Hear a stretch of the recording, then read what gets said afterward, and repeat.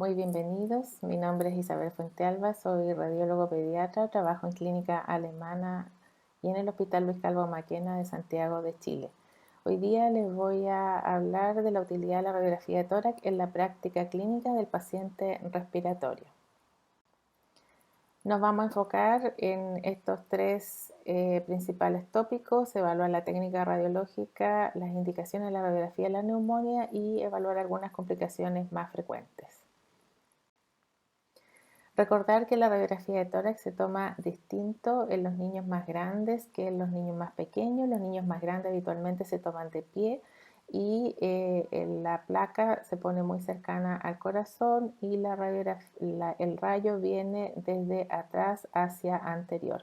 Las reconocemos habitualmente por el estómago que tiene este nivel hidroaéreo, y los niños más pequeños se toman acostados con la placa hacia la espalda y el rayo que viene desde adelante hacia posterior. Esta diferencia de toma es importante porque a veces se pueden producir ciertos artefactos que nos hacen pensar en patología que no está. En este caso, los niños que están acostados pueden incurvar el tórax de tal forma que se aleja el tórax de nuestra placa, y eso hace que el corazón se vea un poco más grande, los ilios se vean un poco más prominentes, y esta placa nosotros le llamamos una placa lordótica. Sabemos que esta placa se tomó así porque las clavículas están por fuera del tórax, que están en posición más alta de lo que deberían estar. Repetimos esta radiografía y si se fijan, las clavículas bajaron un poco y el corazón nos parece bastante más normal, y también los ilios pulmonares ya no se ven tan prominentes. Quisiéramos siempre tener una radiografía perfecta, pero muchas veces tenemos estas radiografías, estas placas lordóticas, que no las podemos repetir todas, por lo tanto tenemos que aprender a reconocer cuándo son los cambios que están dados por la posición y cuándo es patológico. Este es otro ejemplo de una placa lordótica. La sabemos porque las clavículas están allá arriba. Aquí las asas intestinales parecieran incluso estar sobreproyectadas en el tórax, pero en la radiografía lateral nos damos cuenta que están bajo el diafragma. Y lo otro que sucede acá, aparte de que el corazón se ve grande, es que los arcos costales se ven horizontalizados. Esa no es un signo de hiperinsuflación. Esto está dado solamente por esta posición.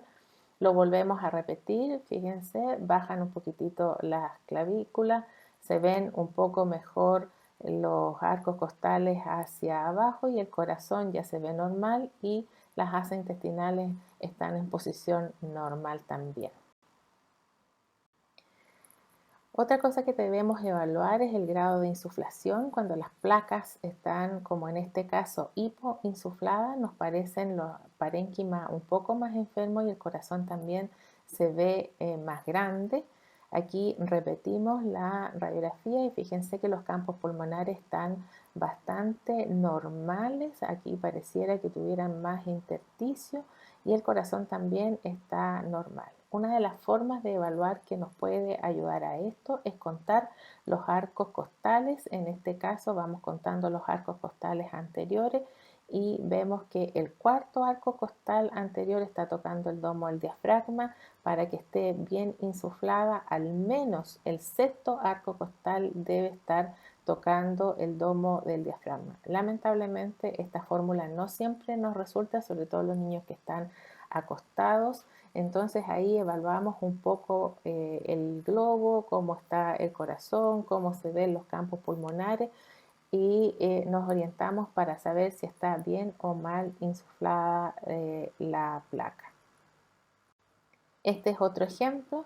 Es un niño que se ve el corazón un poco más grande, se ven opacidades intersticiales, y hay otra cosa que está sucediendo aquí, es que la tráquea se está desviando a la derecha. Es muy frecuente que la tráquea se desvíe hacia la izquierda porque aquí está el arco aórtico que no permite que la tráquea se desplace hacia la izquierda, pero cuando esté desplazada hacia la derecha, debemos pensar que una de las posibilidades es que esté dada por la poca insuflación. Aquí volvemos a repetir esta placa y si se fijan, la tráquea ya está bien centrada, el corazón ya no se ve grande y este que nos parecían opacidades intersticiales no eran tales también. Por lo tanto, es muy importante evaluar si está bien o mal inspirada, porque si no vamos a sobrediagnosticar en aquellos campos pulmonares que no estén bien insuflados. Otra cosa que tenemos que evaluar antes de interpretar la radiografía es la calidad. Podemos tener este problema cuando están sobreexpuestas, cuando la placa se tomó con mucha técnica, entonces los campos pulmonares se ven muy coloquialmente negritos. Esto no nos permite evaluar la vascularización y aquí habitualmente podemos llegar a subdiagnosticar cosas que no estamos viendo y que sí están presentes. Esta es otra mala técnica y es al revés, está subexpuesta, está coloquialmente muy blanca, se ven muchas opacidades y aquí si se fijan no podemos ver o identificar la tráquea, ni los bronquios, ni los contornos cardíacos en forma adecuada. Esta también es una mala técnica cuando la radiografía de tórax incluye partes del bebé que no sirven para diagnóstico, como en este caso parte del cráneo y parte del abdomen. A veces pueden distorsionarse estas radiografías porque el centro del foco no está en el tórax, está en otro lugar y además que estamos irradiando de más a este niño. Aparte de mirar cómo está tomada la radiografía, en los niños tenemos que vivir con algunas cosas que son normales, que no nos tienen que hacer confundir con patología y una de las principales es el timo. El timo es una glándula que está en el mediastino anterosuperior que tiene dos lóbulos, a veces uno puede ser más prominente que el otro. Es muy blandito, entonces cada vez que lo toca una costilla se hunde, entonces tiene este aspecto que es como festoneado, que se llama el signo de la ola. También puede tener este aspecto que le han llamado el signo de la vela. Y uno de los signos que más me gusta a mí es el que presenta este paciente. Aquí vemos los dos lóbulos y la característica del timo es que permite ver, como ven ustedes aquí, la vascularización hacia posterior. Es una glándula que yo le digo que es como transparente, a diferencia de las condensaciones o masa o cualquier otra cosa que se genere aquí, que son opacas y no permiten ver la vascularización hacia atrás. Así que cuando ustedes estén haciendo el ejercicio, respondan esa pregunta para asegurarse que es timo y no otra patología.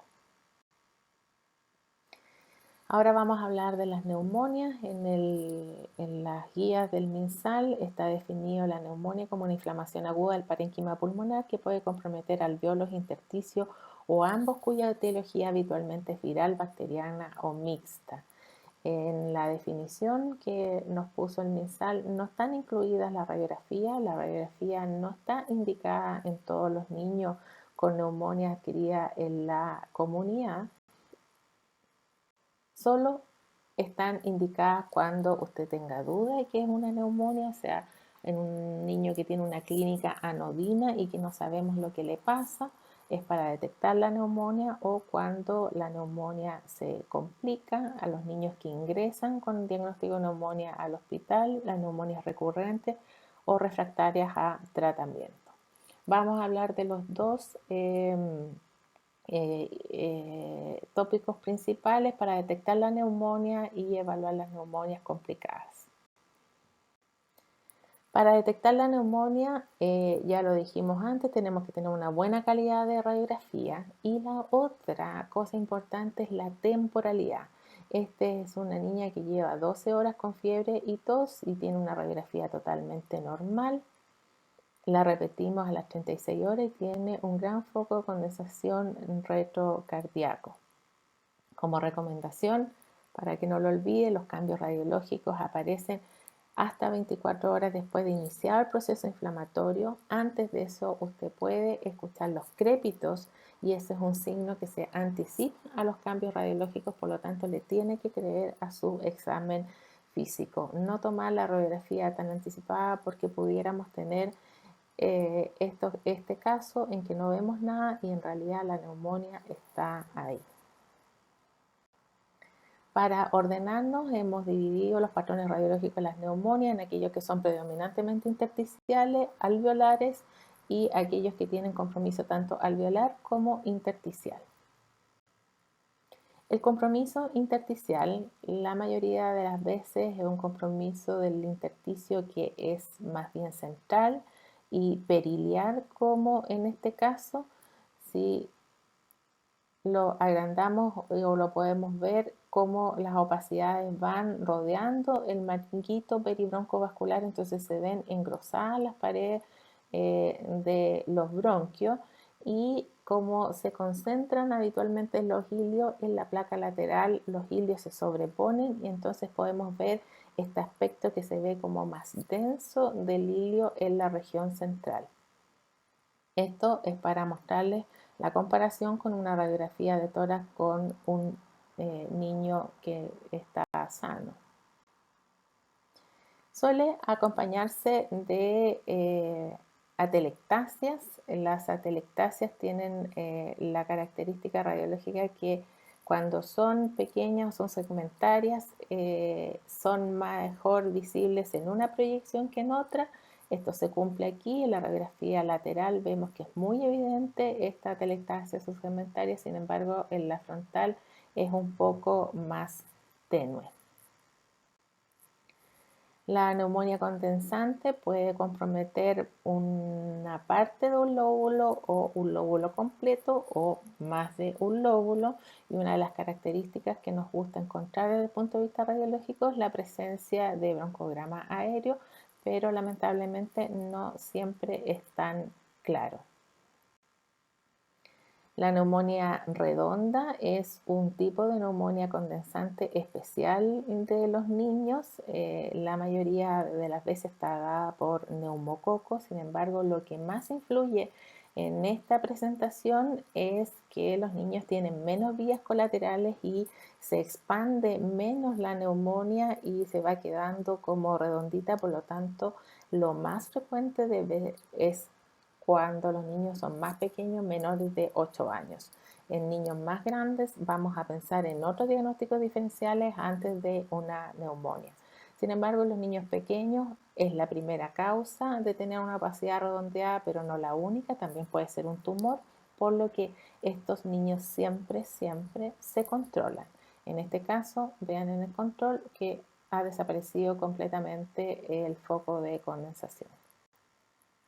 Las neumonias mixtas son como esto, bastante impresionantes, ¿cierto? Tienen opacidades intersticiales, focos de condensación que pueden ser multifocales, como en este caso, y además asociarse también a bandas atelectásicas. Esto es interesante de responder. ¿Podemos nosotros predecir solo con la radiografía de tórax el agente etiológico de la neumonía? Hay varios papers que lo responden y la verdad es que no es posible. Esto está escrito en muchas guías. Esta es la guía de británica que nos dice claramente que no es posible solo con la radiografía de tórax decidir si es una etiología viral o bacteriana, y en las guías del MinSal también dicen lo mismo, que no son patognomónicos de la etiología. Hay algunos autores que piensan que si usted une la clínica más la radiografía más los exámenes de laboratorio y todo en conjunto, uno pudiera orientarse hacia un agente etiológico, pero la radiografía por sí sola lamentablemente no es específica. Otra pregunta interesante de contestar es qué proyecciones se adquieren para estudio de la neumonía. La mayoría del mundo recomienda solo la radiografía frontal. Piensan que la radiografía lateral no aporta mayor información de lo que ya nos dijo la radiografía frontal. Sin embargo, La mayoría de esos estudios también están hechos a ojos de médicos que son especialistas en imágenes y sabemos que en muchos lugares, incluyendo nuestro país, muchas veces es el médico clínico quien tiene que interpretar la radiografía y cuando tenemos las dos proyecciones es mucho más, tenemos más información que cuando tenemos una sola proyección. Y en las guías del MinSal recomiendan ambas proyecciones. Así que eso es lo que nosotros nos regimos y para hacer el diagnóstico adecuado tomamos ambas proyecciones, tanto la frontal como la lateral. Cuando usted tenga solamente la radiografía frontal y no la lateral, tiene que buscar algunos lugares específicos donde se pueden esconder las neumonias que no las vamos a ver.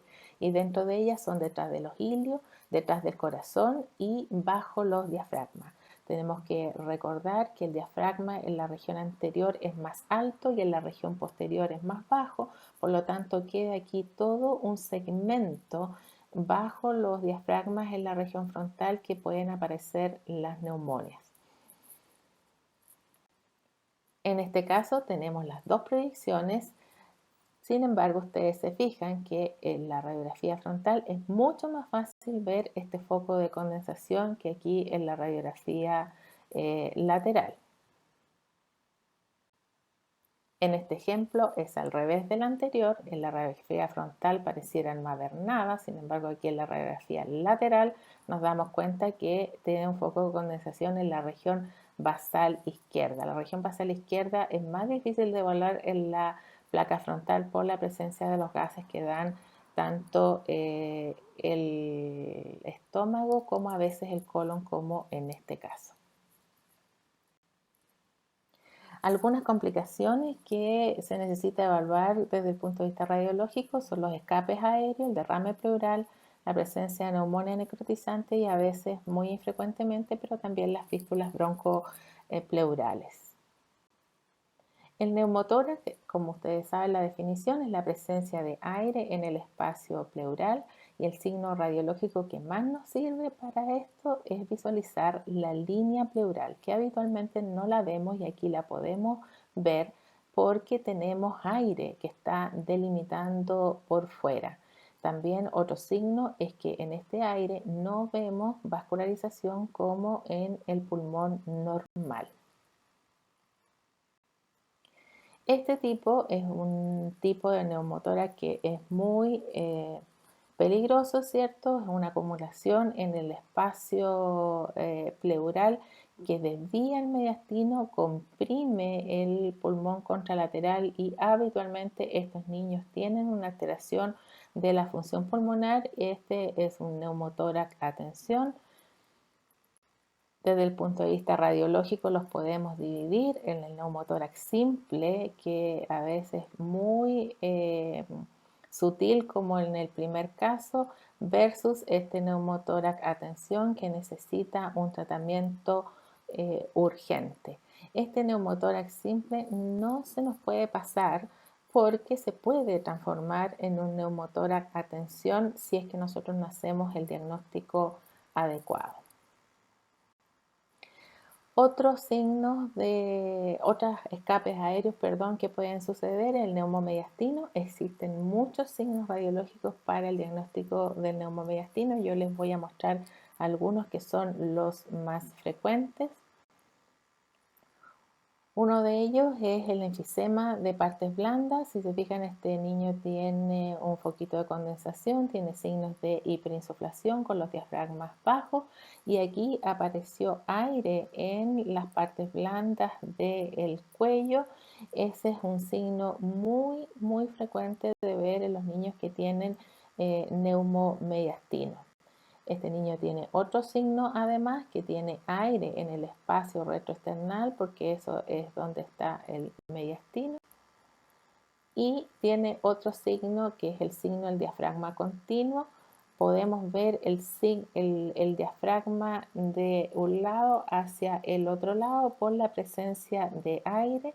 Recordarles que el corazón, donde se contacta aquí con el hígado, se funden como que fueran una sola estructura por las que tienen las mismas densidades y aquí cuando lo vemos el diafragma de un a otro lado, debemos sospechar que hay aire por arriba, un neumomediastino, o hay aire por debajo del diafragma, que es un neumoperitoneo. Pero sabemos que hay escape aéreo en alguna parte que es patológico.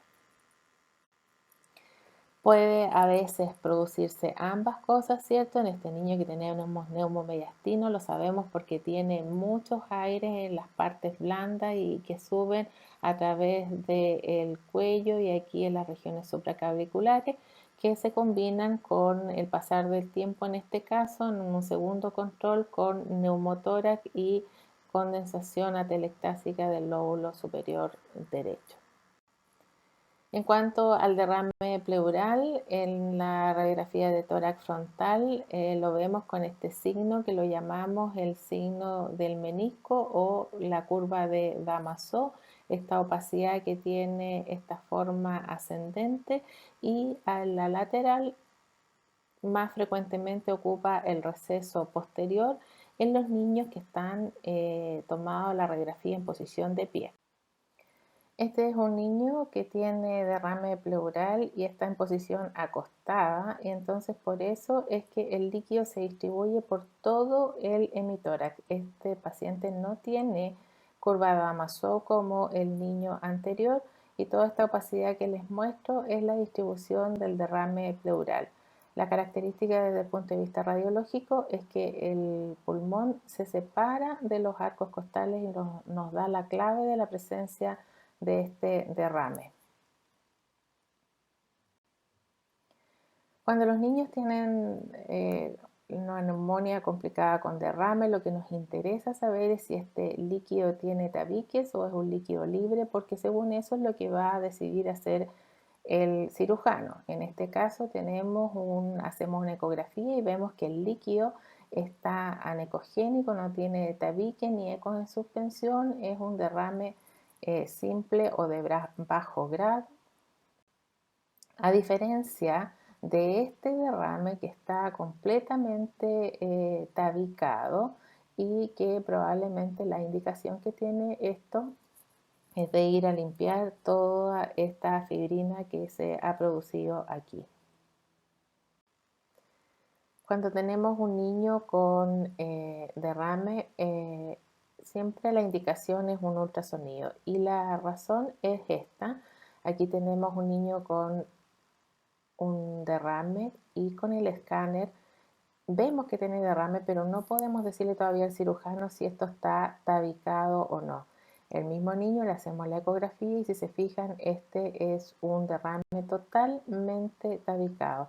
El ultrasonido es mucho más sensible para definir los tabiques, los derrames pleurales, por eso es el examen de elección para su estudio. Junto con estudiar el derrame con la ecografía, también podemos estudiar el parénquima. En este caso, esta niña que ven ustedes con una extensa neumonía bilateral que tiene este derrame con algunos ecos en suspensión, y el parénquima pulmonar con estas áreas de licuefacción. Esto nos hace o nos permite hacer el diagnóstico de una neumonía necrotizante. Esta niña, por la extensión de la neumonía, se decidió hacer un escáner y tiene esta característica en el escáner, que la neumonía realza muy poco con el contraste. Lo normal es que realce como ustedes están viendo aquí. Estas áreas están realzando, sin embargo estas otras están muy hipodensas en ambos campos pulmonares, y eso da el diagnóstico de neumonía necrotizante, y es la razón de esta falta de respuesta habitual es una de las razones de la falta de respuesta habitual a los antibióticos. Otra complicación que podemos tener son los abscesos pulmonares, que son muy infrecuentes en los niños. Habitualmente se dan en pacientes que tienen una causa de base, una alteración estructural o una inmunodeficiencia. Es muy raro en los niños sanos previamente que vengan una neumonía de la comunidad que hagan un absceso. Esta es la característica. Vemos estas lesiones redondeadas, en este caso con un nivel hidroaéreo, que también lo vimos en la ecografía. Y la diferencia entre una neumonía necrotizante y el absceso pulmonar principalmente está dado por las paredes del absceso, que son estructuras que realzan con contraste y que nos hacen la diferencia entre una neumonía necrotizante y el absceso. Hemos visto algunos niños aquí que se les hizo un escáner. Hacer un escáner a una neumonía es muy infrecuente, sin embargo hay algunas condiciones en las que sí necesitamos escáner y la mayoría de las veces se va a necesitar contraste. En ellos son los niños que tienen una neumonía que no responde apropiadamente al tratamiento o que tiene alguna complicación asociada, o aquellos niños que tienen factores predisponentes como anomalías congénitas subyacentes, secuestro, bronquiectasias, inmunodeficiencia, etc. En resumen, se requiere una buena técnica radiológica para interpretar adecuadamente los hallazgos de la radiografía de tórax. Lamentablemente los patrones radiológicos no son específicos de un agente etiológico, sin embargo, como les decía, la combinación de antecedentes clínicos más patrón radiológico más exámenes de laboratorio a veces nos pueden orientar.